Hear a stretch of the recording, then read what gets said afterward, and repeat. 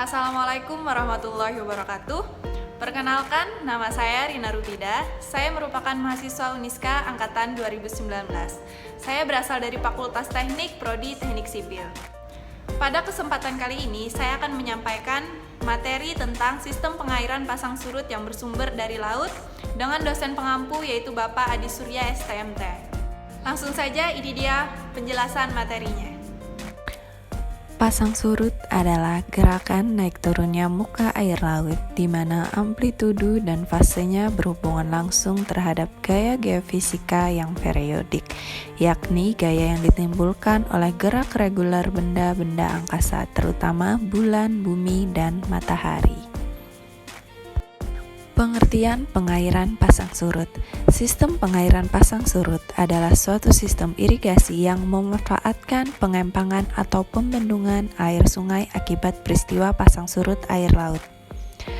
Genangan berupa air tawar dari sungai akan menekan dan mencuci kandungan tanah sulfat masam dan dibuang saat air laut surut. Dalam suatu perencanaan bangunan air dibutuhkan elevasi penting pasang surut. Bisa dilihat pada gambar ini merupakan gambar elevasi pasang surut. HHWL merupakan tinggi muka air tertinggi dalam rentang waktu yang ditinjau. MHWS merupakan rata-rata dari tinggi muka air tertinggi pada saat pasang purnama dalam rentang waktu yang ditinjau. MHWL merupakan rata-rata dari tinggi muka air tertinggi pada saat pasang dalam rentang waktu yang ditinjau. MSL merupakan rata-rata muka air dalam rentang waktu muka air yang ditinjau. MLWL merupakan rata-rata dari tinggi muka air terendah saat surut dalam rentang waktu yang ditinjau. MLWS merupakan rata-rata dari tinggi muka air terendah pada saat pasang purnama. Dan yang terakhir, LLWL merupakan tinggi muka air terendah dalam rentang waktu yang ditinjau. Jenis pasang air laut. Pasang air laut terbagi menjadi dua, yaitu pasang laut purnama dan pasang laut perbani.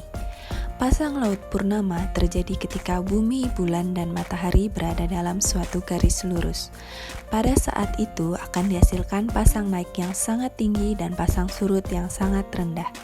Pasang laut purnama ini terjadi pada saat bulan baru dan bulan purnama. Pasang laut perbani terjadi ketika bumi, bulan, dan matahari membentuk sudut tegak lurus. Pada saat itu akan dihasilkan pasang naik yang rendah dan pasang surut yang tinggi. Pasang laut perbani ini terjadi pada saat bulan 1/4 dan 3/4.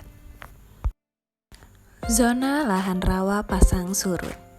Pada sungai yang dipengaruhi oleh pasang surut air laut, terdapat pembagian zona pasang surut di sungai. Pembagian ruas sungai berdasarkan pengaruh tinggi muka air laut dan hidrologi sungai yang bersangkutan, dapat dilihat pada gambar di bawah ini. Pada gambar ini dapat dilihat bahwa zona pasang surut terbagi menjadi 3, yaitu ada ZP1, ZP2, dan ZP3.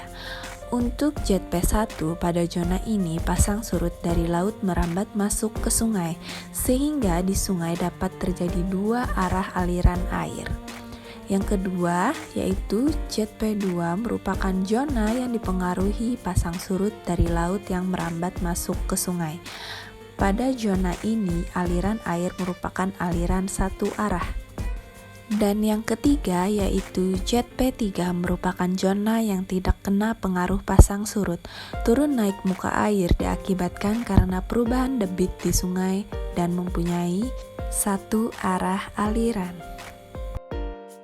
Manfaat pasang surut air laut.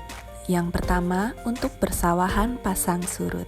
Yang kedua, berlayar atau berlabuhnya kapal di dermaga yang dangkal. Yang ketiga, sebagai pembangkit listrik tenaga pasang surut, dan yang keempat sebagai penggerak generator listrik. Kesimpulan, sistem pengairan pasang surut adalah suatu sistem irigasi yang memanfaatkan pembendungan air sungai akibat peristiwa pasang surut air laut. Data-data elevasi pasang surut selama 16,8 tahun dibutuhkan untuk perencanaan bangunan air. Jenis pasang air laut ada dua, yaitu pasang purnama dan pasang perbani. Pada sungai yang dipengaruhi oleh pasang surut air laut, terdapat pembagian zona pasang surut di sungai. Pembagian ruas sungai berdasarkan pengaruh tinggi muka air laut dan hidrologi sungai yang bersangkutan. Pasang surut air laut bermanfaat untuk sawah, berlayar, pembangkit listrik, dan penggerak generator.